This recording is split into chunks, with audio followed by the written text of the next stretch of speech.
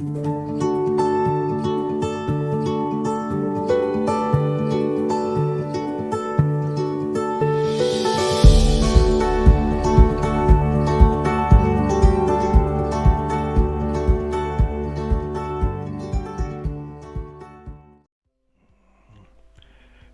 dans cette nouvelle édition des Jeudis de la Maison Béthanie. Bienvenue aux nouveaux spectateurs et bien sûr aux habitués de cette vidéo que je salue avec grand plaisir. Nous revoilà en confinement, moins strict certes que le premier, mais nous n'en avons toujours pas fini avec la Covid et les gens commencent sérieusement à en avoir marre, à désespérer même, et même des enfants de Dieu commencent à se poser des questions en se disant « Mais que fait Dieu ?» Ils se posent des questions sur l'action de Dieu. Où est-il? Que fait-il? Vous vous posez pas peut-être cette question? J'ai encore aujourd'hui quelqu'un qui m'a posé cette question. C'est vrai, il y a des problèmes où qu'on regarde. Et cette crise est à la fois mondiale et à la fois locale. Elle nous concerne, vous et moi, dans notre quotidien. Et cette crise détruit énormément de possibilités de vie, de famille, et met en péril la vie économique et sociétale. Lors de mes lectures et lors de mes recherches sur cette question, j'ai retrouvé une intervention du professeur Paul Wells, ancien professeur à la faculté Jean Calvin d'Aix-en-Provence, et qu'il donna en 2011. Oui, retenez bien, en 2011, et qui parle de Dieu au milieu de la souffrance. Je m'en suis librement inspiré. Et vous verrez, cela correspond bien à ce que nous vivons en ce moment. Paul Wells, qui était professeur de dogmatique, c'était un de mes professeurs lorsque j'étais étudiant à cette faculté. Et c'est vrai qu'il a vraiment approfondi ce sujet. Et je partage une partie de ce qu'il a prononcé lors de cette intervention qui a eu lieu en 2011 à Anduze. Dans la souffrance, qui est-ce qui n'aspire pas à une présence auprès de soi, à une aide? On préfère de beaucoup une visite à une carte de vœux. Or Jésus, c'est l'incarnation de la présence de Dieu auprès des souffrants. Lui-même s'identifie à la souffrance. Jésus s'est arrêté de parler au monde lorsque il s'est approché du temps de la Passion. Il s'est retiré dans la chambre haute pour pouvoir fêter la Pâque et il avait fini d'enseigner, il avait fini de parler au monde, il allait disparaître pour le monde. Ses grands débats avec les Juifs étaient terminés, il a congédié Judas en lui disant « Fais ce que tu dois faire ». Et il se retrouve donc avec ses disciples dans la chambre haute, mais il ne disparaît pas. En effet, il leur dit, il réapparaîtra car il sait où il va. À Gethsémani, au jugement et à la croix. La plus grande injustice de l'histoire va être décidée et perpétrée dans cette nuit. Et Jésus reste calme. Il fait preuve de maîtrise et se préoccupe de consoler ses proches, ses disciples, alors que c'est lui qui est en ligne de mire et qui va être visé par ce procès injuste et par cette condamnation si terrible que nous connaissons. Jésus est à la table pour le dernier repas avec ses disciples, à la fin duquel il institue la Sainte Seine. Et c'est dans une ambiance familière qu'il dialogue avec ses disciples. Et à 3 reprises, il est interrompu par 3 de ses disciples. À ce moment-là, Jésus s'adresse plus particulièrement à ses disciples et qui éprouvent une grande crainte et se sentent démunis face à un avenir qu'ils pressentent mais ne comprennent pas. Ils se rendent compte qu'il y a quelque chose qui se passe.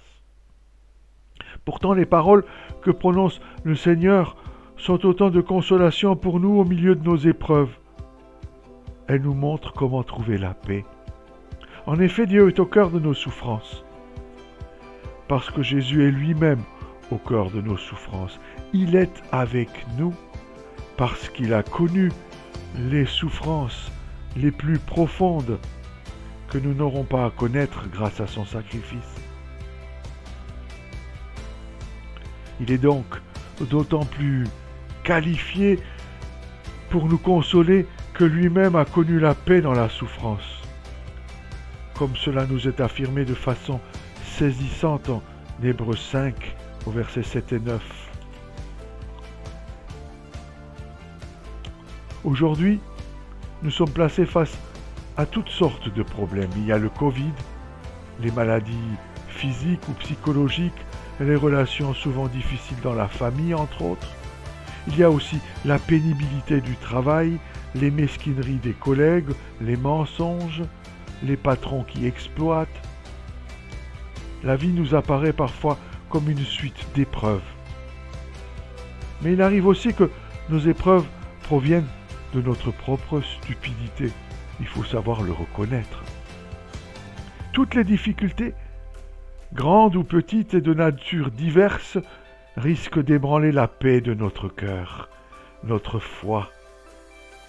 Lorsque c'est le cas, nous avons l'impression de glisser dans un gouffre et nous sommes comme pris dans un vertige. Telle a été la situation des disciples à ce moment-là. Ils perdent pied et leur angoisse les pousse à poser des questions inappropriées, tant ils sont à la recherche d'une assurance dans leur situation.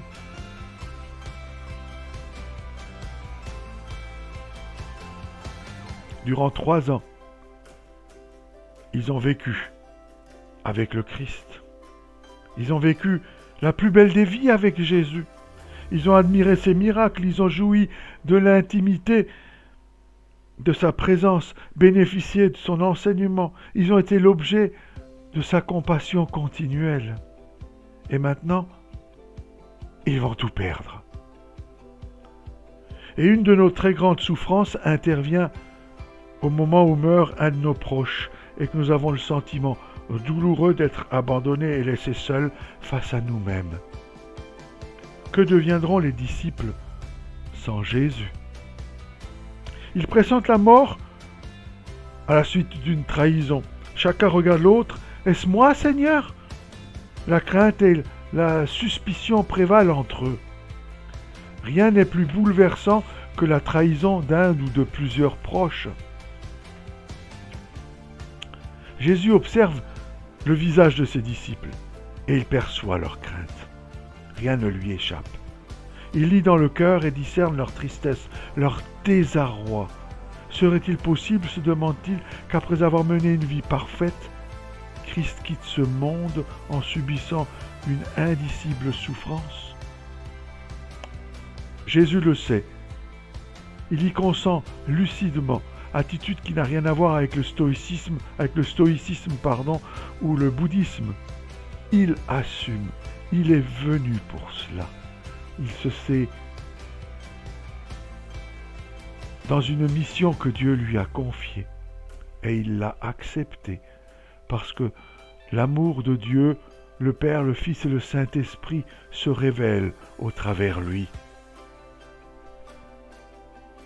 Nous pouvons connaître la pire des situations, pourtant les orages auxquels nous avons à faire face ne doivent pas devenir des orages intérieurs qui troublent notre cœur. Que votre cœur ne se trouble pas, dit Jésus. Christ libère du manque de paix, car il donne sa paix au cœur de notre souffrance, si du moins nous l'écoutons. La difficulté dans les épreuves, il est vrai, est de ne plus percevoir la présence de Jésus. Jésus nous semble dormir alors que notre barque est à la dérive. mais l'important est qu'il soit présent.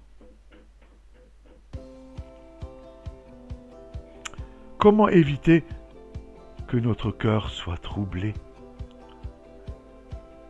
Ce texte est souvent lu, Jean 14, les versets, ou Jean 13, les versets 1 à 4. Ce texte, il est souvent lu, à l'occasion de funérailles, car il est consolant. Il montre de deux façons comment éviter d'avoir le cœur troublé. Jésus dit, et vous savez ce verset, vous le connaissez, et il est si important. Jésus leur dit, croyez en Dieu, mais croyez aussi en moi. Ce n'est pas une affirmation ou la constatation de ce que les disciples font, mais une exhortation à faire ce qu'ils ne font pas, car ils l'oublient.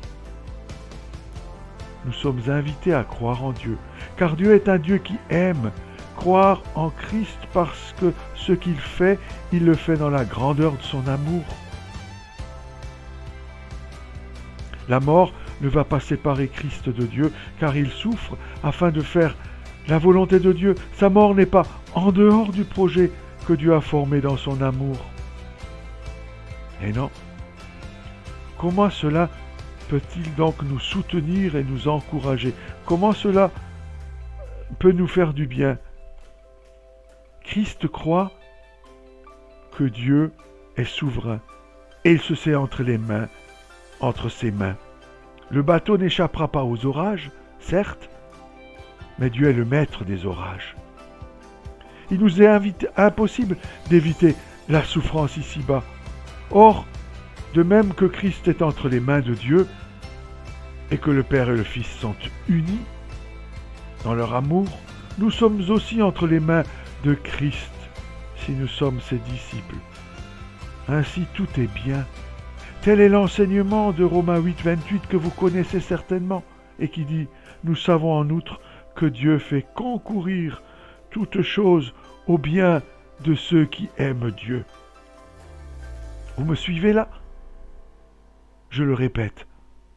Nous savons en outre que Dieu fait concourir toutes choses au bien de ceux qui aiment Dieu.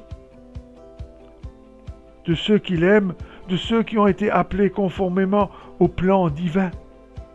Oui, votre vie, la mienne, la tienne, est entre les mains de Dieu. Tu réalises cela? Ta vie est entre les mains de Dieu. Si vous êtes son enfant. Et si ce n'est pas le cas, alors je vous invite à le devenir rapidement, à venir vous jeter aux pieds de Jésus et de lui demander de prendre votre vie en main.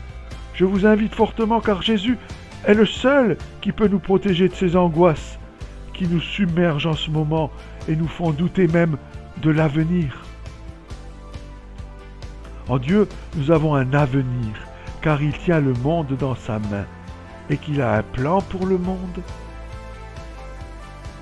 et pour toi en particulier. Il a une place pour nous. Il nous a dit qu'il nous préparerait une place. Vous entendez bien? Il a une place pour toi et pour moi. Et nous en parlerons lors de notre prochaine vidéo à laquelle je vous invite de tout cœur. Oui, soyez au rendez-vous la semaine prochaine et rappelez-vous que Dieu est au cœur de votre souffrance. Il est avec vous et il vous porte. Croyez en Dieu et croyez aussi en moi, dit Jésus, que votre cœur ne se trouble point. C'est ce que je vous encourage fortement à faire. Et comme je le disais en introduction, je me suis librement inspiré d'une intervention du professeur Paul Wells, qui fut professeur à la faculté Jean Calvin, et mon professeur. Oui. Il donna cette intervention à la convention d'Anduze en octobre 2011. Et je vous invite à être de retour la semaine prochaine pour écouter la suite. Et pour nous encourager, nous l'équipe de Jeudi de la Maison Béthanie, et pour faire connaître cette chaîne vidéo sur YouTube, je vous invite à vous abonner juste là en dessous. et aussi à liker j'aime. Merci pour vos encouragements, pour vos courriers, vos mails. N'hésitez pas à prendre contact avec nous à l'adresse qui apparaît à la fin de cette vidéo. Et je vous quitte donc en vous souhaitant de tout cœur la bénédiction de Dieu. Allez dans la paix de Dieu. Et je vous embrasse. À bientôt!